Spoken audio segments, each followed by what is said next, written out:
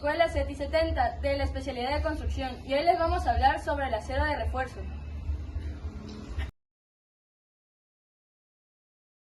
El acero de refuerzo es aquel que se coloca para absorber y resistir cargas.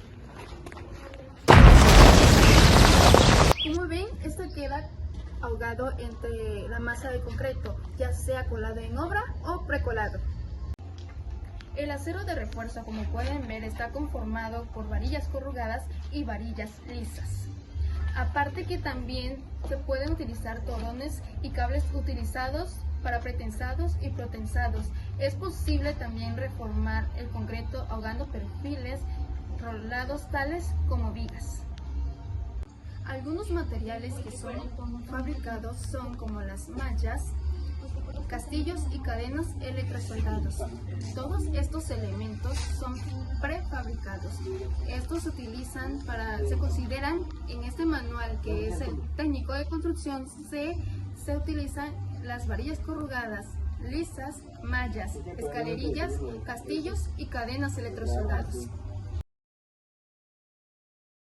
Algunas características de la varilla corrugada están entre 3/8 y la varilla número 12. Esta ha sido especialmente fabricada para usarse como acero de refuerzo. Esta está diseñada a partir de salientes o rebanadas.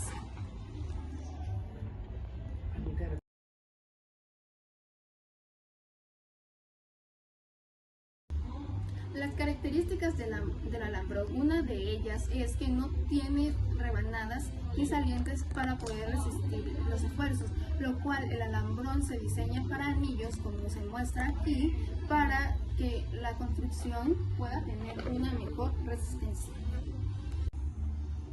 Las mallas electrosoldadas se utilizan de grado 60, se utilizan para reforzar firmes de concreto y capas de comprensión en sistemas de losas aligeradas de concreto. La escalerilla. La escalerilla es un elemento fabricado con acero grado 60, laminado en frío y electrosoldado. Se utiliza para el refuerzo horizontal de muros de tabique rojo recocido, refractario o bloc de cemento. Está formada por dos alambres longitudinales lisos calibre 10. 3.43 milímetros de diámetro y por alambres transversales lisos con las mismas características que los longitudinales espaciados a cada 25 centímetros. Todo el sistema está unido por medio de soldaduras eléctricas.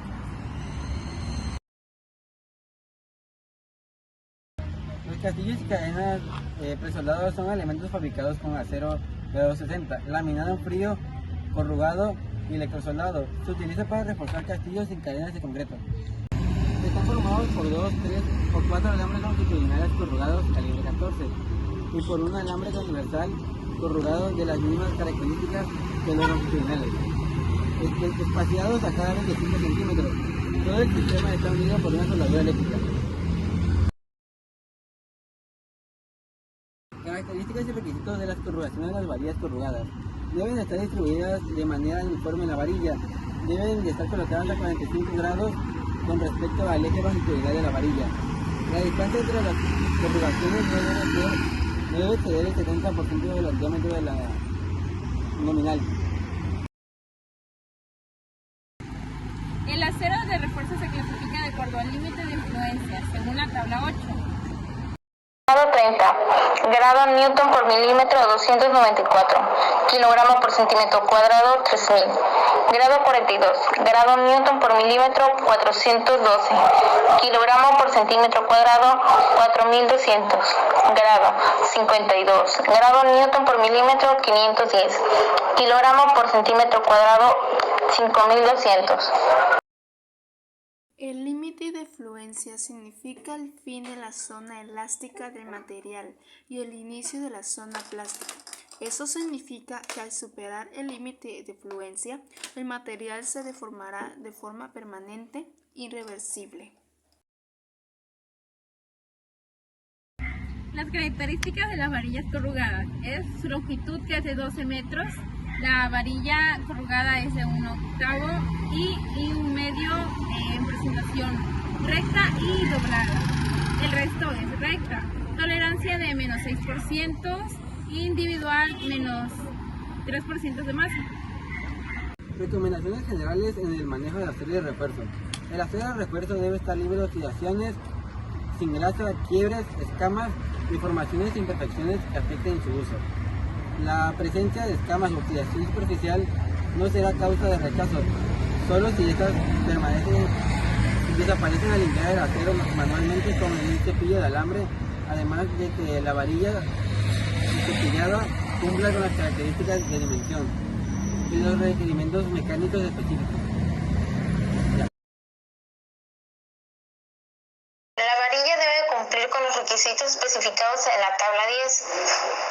Las probetas de varilla con número de designación de 2.5 a 12 deben doblarse alrededor de un mandril hasta 180 grados y la de los números de designación mayores a 12 en un mandril hasta 90 grados. En ningún caso deben representarse grietas en la parte exterior de la zona doblada. Además de los requisitos de tensión especificados, la relación entre la resistencia a la tensión, esfuerzo máximo, y el esfuerzo de fluencia determinados no debe de ser menor de 1.25.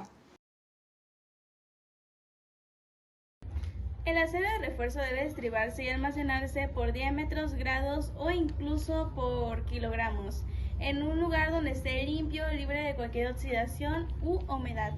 Así como se mostró anteriormente, eso es algo que no hay que hacer, ya debido a que después de esto, si sucede, tendría que llevarse a pruebas químicas para ver si el acero todavía es utilizable para una construcción segura.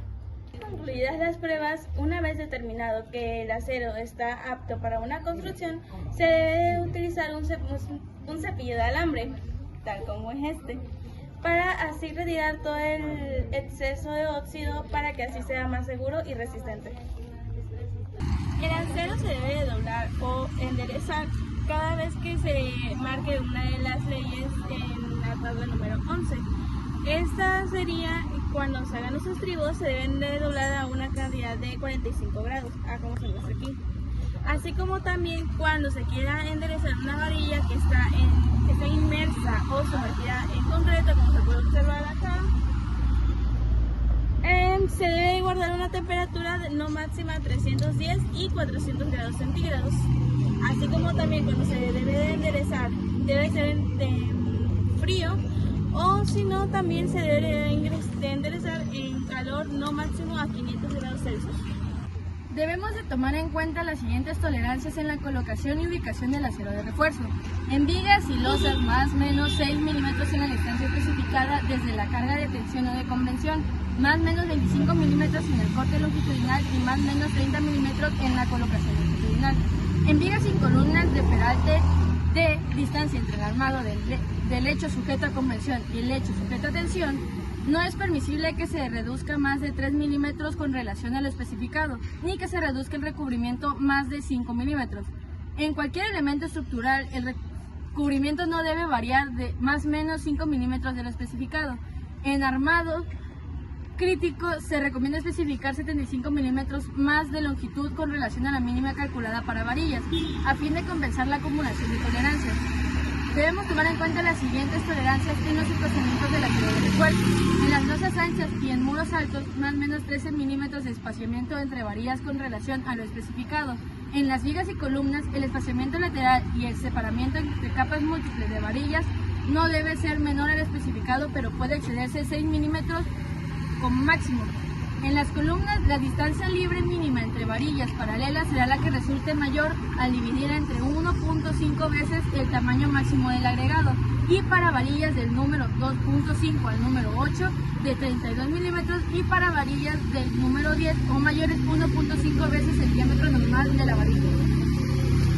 En las vigas y trables, la distancia libre mínima entre las varillas paralelas será la que resulte mayor al dividir entre 1.5 veces el tamaño máximo del agregado, y para varillas del número 2.5 al número 8 de 38 milímetros y para varillas del número 10 o mayores 1.5 veces el diámetro normal de la varilla.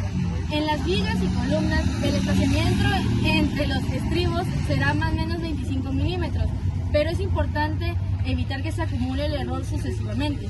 Para muros y losas macizas no reticulares o reservadas, el espaciamiento máximo entre los ejes del refuerzo principal será el que resulte menor, con 46 centímetros y 3 veces el espesor del muro o losa.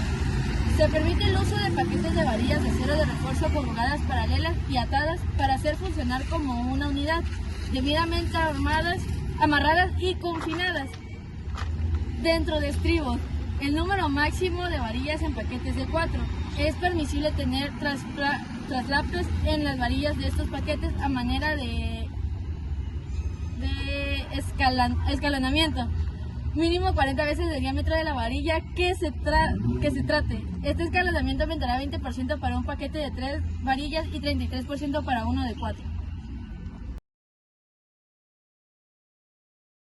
Recomendaciones y requisitos para el habilitado de dobleces.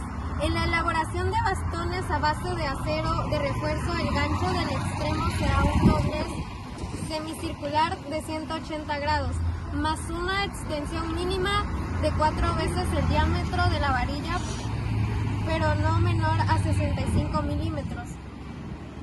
La escuadra a base de acero de refuerzo será un doblez perpendicular de 90 grados al eje longitudinal de la varilla, más una extensión 12 veces el diámetro de la varilla como mínimo y en el extremo libre. O alambrón que funcionen como estribos, el doblez debe de ser a 135 grados, más una extensión mínima de 6 veces el diámetro de la varilla o alambrón, pero no menor de 65 milímetros. Recomendaciones y requisitos para el habilitado y armado de traslapes y juntas. Todas las uniones de varillas se harán mediante traslapes con un empalme de 40 veces el diámetro de la varilla que se empalma, excepto cuando se determine otra especificación diferente. Los traslapes no deben coincidir con secciones de máximo esfuerzo, a menos que se tomen las acciones necesarias para avaladas por el proyectista, como aumentar la longitud de traslape o especificar un esfuerzo adicional a base de estribos alrededor y a lo largo de la longitud empalmada. La ubicación aceptable para un traslape es donde el esfuerzo de tensión sea menor. Ese lugar no debe excederse de 1/5 de claro desde los apoyos principales en los elementos estructurales. Es aceptable el traslape y amarre entre sí de las varillas desde el número 2.5 al número 10. Los traslapes no podrán hacerse entre varillas de diferente diámetro. Si se requiere dar continuidad a varillas mayores del número 10, no es aceptable el traslape. En este caso es recomendable la conexión por medio de soldadura. La especificación de resistencia para la junta soldada debe ser igual al 125% de la resistencia de influencia del acero de refuerzo utilizado. Es deseable realizar pruebas físicas y radiográficas de las soldaduras para verificar la calidad y la eficiencia. Para tal efecto es importante revisar las condiciones contraestructurales y especificaciones que indiquen la obligatoriedad y la frecuencia para llevar a cabo estas inspecciones. Las conexiones a tope se ejecutarán con soldadura de relleno.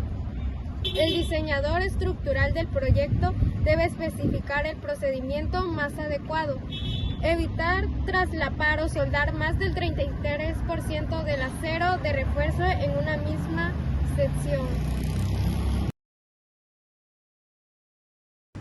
Las recomendaciones y requisitos para la colocación de acero de refuerzo.